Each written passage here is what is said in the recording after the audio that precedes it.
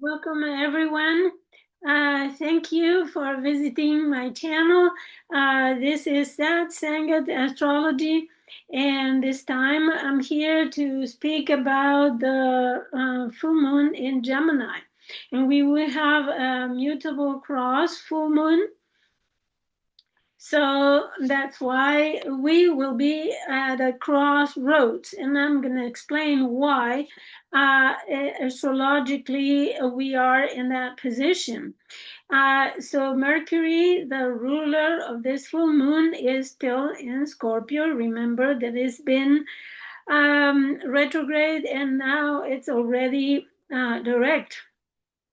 So having discovered some truths, he is coming back to reveal it. And we will see all about that when I explain everything about this Gemini full moon square her own nodes of the moon, right? So if you are interested in my work, you can visit my blog, Sangat Astrology, at blogspot.com. You can also order your private personal astrological consultation writing to me at this email on the screen. And you can see me in these social media places. I am not in Facebook anymore, actually, I am seldom in these ones as well. So I am mainly on YouTube, and you can contact me by this email. So Sangat Astrology is my website, and this is my email. So I just will share the chart. Let's see here. So I will start about the configuration that this chart presents. So it happens December the 4th at 5:14 p.m. Central Time. And as you can see, the sun is in Sagittarius, 13 degrees, in the second decan of Sagittarius, which is the decan of Gemini. And here is the moon, the decan of in the decan of Libra. Yeah. So Sagittarius, yeah, Gemini. No, it's not. The decan is not Gemini, is Aries. Sorry. So the sun is in the decan of Aries, ruled by this Mars, by the way. Again, the sun is in the decan of Aries in the sign of Sagittarius, and the moon is in the sign of Gemini, the decan of Libra. So talking about this moon, it will be a moon that will give us information regarding deals, contracts, agreements, peace deals. It could be regarding information, Gemini, regarding relationships in general. And this sun in in Sagittarius will talk about the meaning of that information, and it will be regarding generating action, initiative, and even aggression, maybe, or assertiveness. Remember that Aries, the decan of Aries, is usually it relates to being honest, being uh, frontal, meaning that there is nothing hidden. Aries is a sign where you get what you see what you get. And Mars is also in Sagittarius, making efforts to understand, making efforts to broaden the understanding, the perspectives in the decan of Leo. It could be efforts regarding a center stage figure or taking center stage. So taking action that is center stage, that is known by everyone, that is performed and dramatic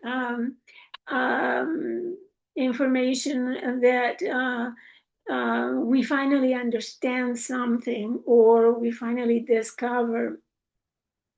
And the ruler of this moon in Gemini is Mercury in Scorpio.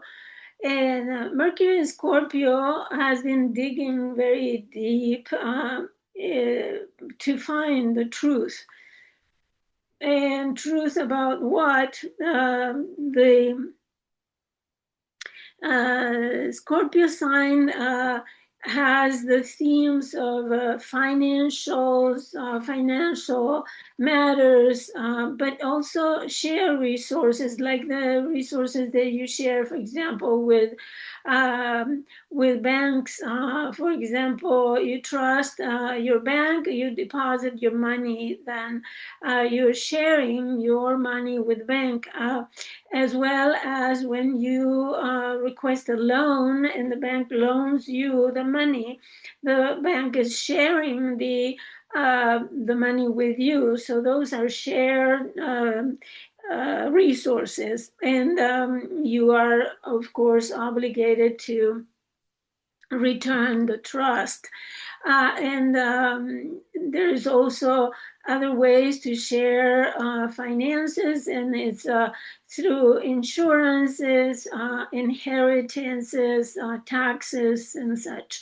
So all of those share values, share information, share finances are the subject of Scorpio, and Mercury is not only thinking but talking, communicating, and looking for information very deeply regarding those matters. Mercury is also digging matters of sexual misconduct, for example, sexual taboo, like abusing other people sexually, or like the pedophile net that is being dismantled or trying to be dismantled. Also, the sexual slavery and such things. So all of those themes are in the concern for this Mercury. This Mercury is represents everything that is communication, the speaking, the writing, the giving information. So this moon relates to all those subjects. So in a full moon, of course, is revealing all those subjects out in the open. And now the sun is uh, summarizing, let's see, is discovering, the sun is putting the light on the meaning of that, because even when Gemini gives us data, information, facts, Sagittarius has the role of making sense of it, understanding, going to the truth. So those are the main, of course, the main subjects, themes of this full moon. However, of course, you need to take into account that it depends on which house the sun and the moon are located, and the north node Pisces, the south node Virgo are located. And this is a cross, a mutable cross, meaning that all those signs are mutable. So it is expected to allow us or to promote or to encourage us to be flexible, to adjust to the findings, the information finding, and divulging of that information, right? Sagittarius is the publisher, the one who shows that information to the world. So we are invited to adjust to the new truth, the new information, the new meaning that we give to that information.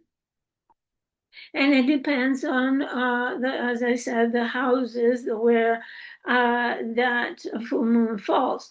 Now, the ruler of the sun is Jupiter, and if you see Jupiter in Cancer is in harmony with Mercury here. They are in the same symphony, right? They are collaborating together. So Jupiter in Cancer is looking for expanding the safety, the protection, the security. And while Mercury is making those revelations, Jupiter in Cancer is very protective of families, of what is considered comfortable and homey. Now, Mercury is also applying to the both Jupiter and Saturn. So the information that Mercury is bringing out, it has a durable effect because of Saturn. It is information that will be persistent over time, that is supported by rules, regulation, and is in agreement with those restrictions that the rules and regulations bring. So it's also timely, meaning that Mercury and Saturn will work in tandem in order to show that information in a timely manner. What else I wanted to say? Oh, there are a few factors in this full moon, because this full moon is what is called a critical or crisis full moon, due to the fact that it is so close to the Earth. When the moon is on her perigee, which means peri near G is related to the Earth. Perigee means the moon is close to the Earth. What happens is that the magnetic effect of their magnetic field is pulling towards the Earth more than when the moon is farther away in the in the position where it's farther from the Earth. What happens is that the tides are more pronounced, either low tides or big tides. In general, there are big tides that are higher and longer. That's one of the effects. Other effects is there is a lot of humidity, and when there is a storm, the storm will bring a lot more water than normal. It happens also affecting the body, our bodies, because during the perigee, we retain and collect more water in our bodies. So we will feel puffy and inflamed or swollen. So those people who suffer, for example, from the kidneys, they may have more harder time eliminating the water. So take into account this when you talk to your doctor and ask them for help if you need help, right? So another condition of the moon, this full moon, is that it's out of bounds, and it is out of bounds until it's. Let me say exactly. I will give you the dates. It is from the 4th of December until the 8th of December. 2025. So 4th to 8th, 5 days out of bounds. So this moon, full moon, is out of bounds, meaning that it's out of the grasp of the sun. Right, the bounds for the sun will be the Cancer and Capricorn tropics, right? Because those determine the change of seasons. And those are located at 23 degrees, 26 minutes from the ecliptic. Now, what happens is that when the moon goes beyond the 23, 26 minutes, it's called out of bounds. And during this full moon, it will be at 27 degrees of declination. It's called not longitude, but declination. So the longitude of this moon is 13 degrees Gemini, but the latitude or declination, it is 27 and some minutes. So what happens is that when the moon is out of bound is also the significations of the moon, astrological meanings, are exacerbated, and there could be out of control emotional states, psychological issues that get out of grasp. There could be emotional reactions that people may lose their minds, commit acts that they would normally wouldn't, and be more, in this case, it will be the sign of Gemini, which is more talkative, for example. The person would be more prone to talk and not let others, speak. So there is an exaggeration on the meanings associated with the moon. But at the same time, an out-of-bound moon means that there is a lot of psychic acuteness, and people can be more in tune with things that are not easy to access physically, but more emotional or psychically.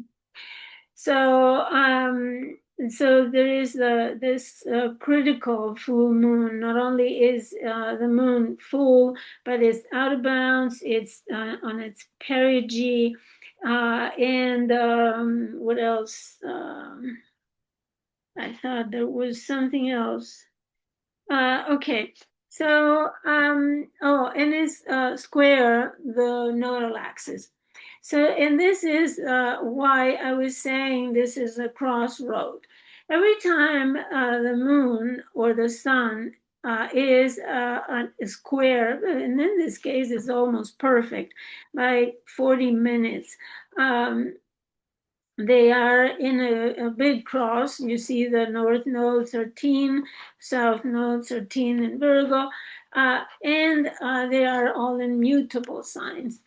Okay, so this presents people with a dilemma. There are two things, and they need to choose between those two things. And usually they are diametrically opposed, meaning that it is completely opposite. For example, suppose that it is about divorcing or not divorcing, about engaging with someone new or in moving, I don't know, to Bulgaria and staying in Spain, for example, where the person lives. So it will be this crossroads. I need to make a decision. There is a point where I am presented with those possibilities and I need to decide. So you need to look at the houses that the full moon are. The sun in Sagittarius is passing the moon in Gemini and the nodes Pisces and Virgo.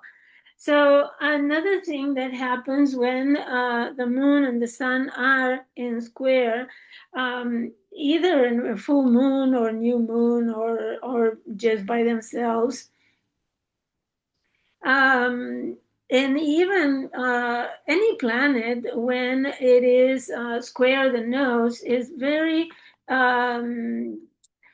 it triggers some change of direction.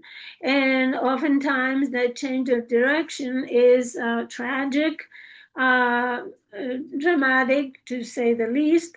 But in general, it could be associated with catastrophes and accidents and big storms, like this could be.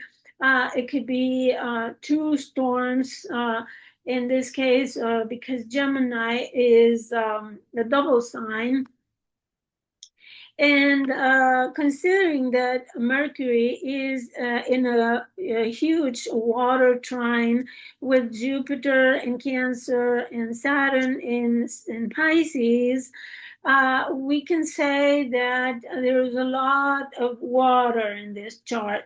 So if there is a storm, it could be abundant waters, could be flooding, and much damage if there is any water catastrophe. So we already saw, I think I saw in the news, where was it? Oh yeah, in Sri Lanka, and I think in Thailand as well. There were huge storms. I don't know, typhoons, storms, and it was devastating. Now, you may say, well, but that was not yet on the full moon. The energy of a full moon is active several days before and several days after. And why is that? Well, because it is already present in the sky and in the cosmos. The energy is already present. Now, and the mercury was also applying to this water grand trine. So there is a grand square and a grand trine. Um, so this means that Mercury is working in collaboration with Jupiter and Saturn. Sorry.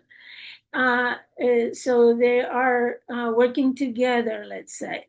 However, this energy may be going around and not having an issue uh, until Mercury arrives to the 29th degree or 28th degree of Scorpio and opposes Uranus. And then the information goes out, and that will happen. Let me tell you when the opposition happens between Mercury and Uranus.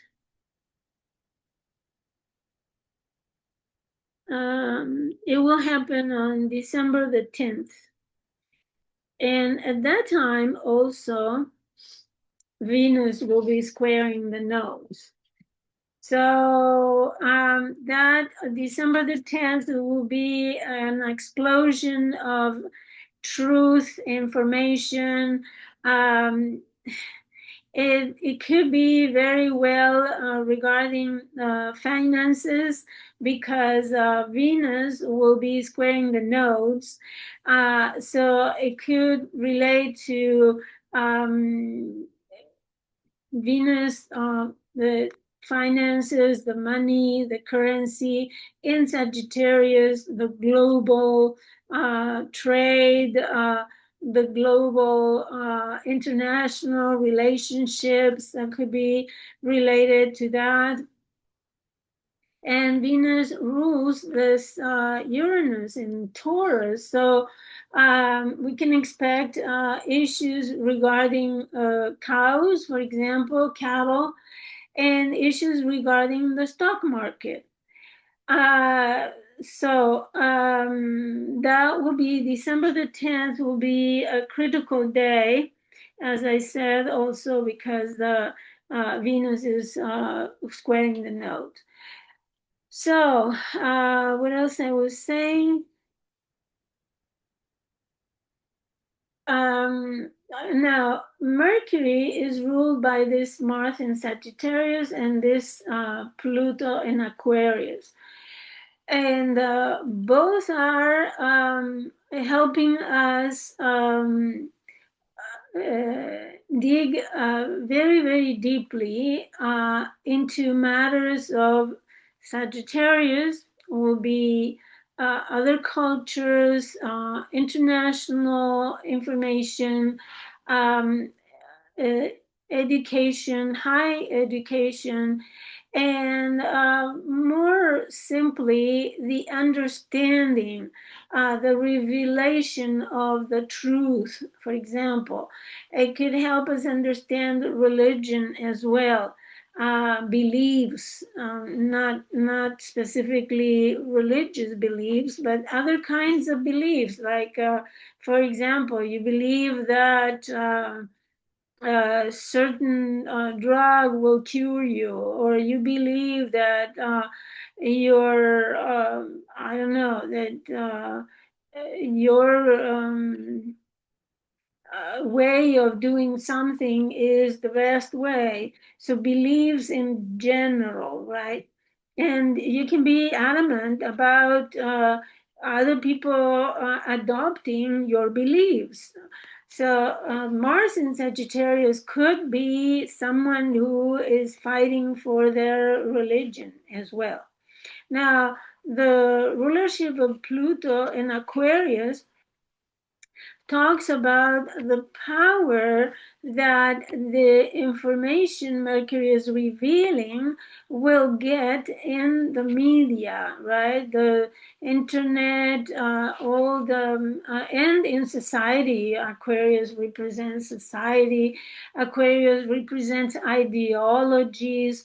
So the information revealed by Mercury in Scorpio can have a profound effect in society and also transforming and regenerating ideologies. For example, Aquarius is also the sign of political parties. So if you find out that your political party has been supporting something that is illegal, or corruption or something, then that information that is revealed might completely transform your adaptation to that political party, for example. So, and it's still in orb with the trine with Uranus. So you will personally will be challenged to change direction in some subjects, or to pivot from one thing to another. You will be presented with a dilemma. I choose this or I choose this. And those choices are in Virgo, South Node, and Pisces, North Node. So Virgo represents order and organization, cleaning, attention to the health, to the proper way of doing things. Virgo is also associated to the use of your skills. It's associated to um, also, it is in the decan of Capricorn. So it could be a south node and the decan of Capricorn. It could be the organization of healthcare, for example, services. The structures of service in some capacity. It could be your routines, the how you organize your day, or how you organize your menu or your medical treatment, for example. How you organize the tasks at home. For example, how you organize your week. When are you going to wash? When are you going to clean the floors or vacuum the carpet, etc. Of course, it depends on the house where Virgo is. And the Pisces node is all about relaxing, taking a retreat, escaping behavior like addictions, too much alcohol, too much sleeping, really letting it go. Uh, Everything that is completely opposite to Virgo. Virgo is work and service and being active and around, and Pisces is just relaxing and let go and no worries, right? Is the and it is with Neptune there and Saturn, and so it could be that you just let it go and don't do anything and just relax at home, because Jupiter, the ruler, the traditional ruler of Pisces, is in Cancer. So you just want to be home with family, do nothing, just to have a cup of wine and whatever, right? And just let the world fall down and not worry about anything.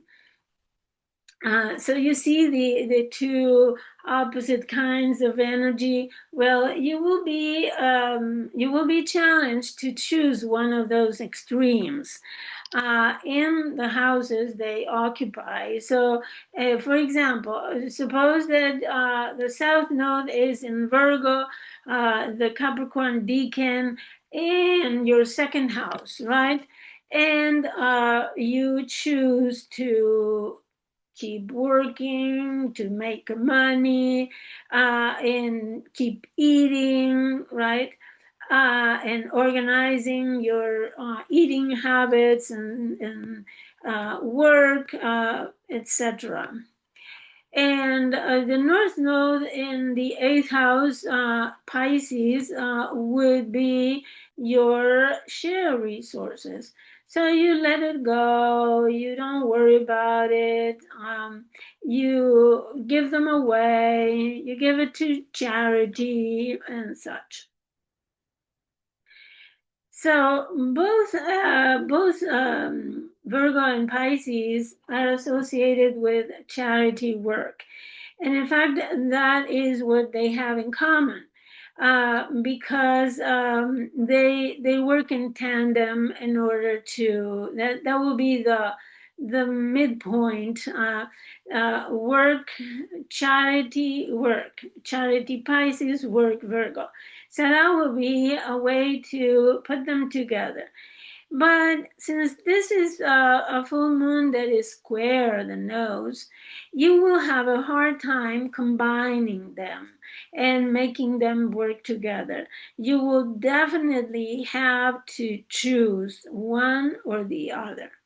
So I hope you choose the one that will benefit the most spiritually, and that you really grow emotionally and spiritually through your choices. So don't forget to make a comment or subscribe or give it a like if this is useful. And otherwise, I'll see you next time.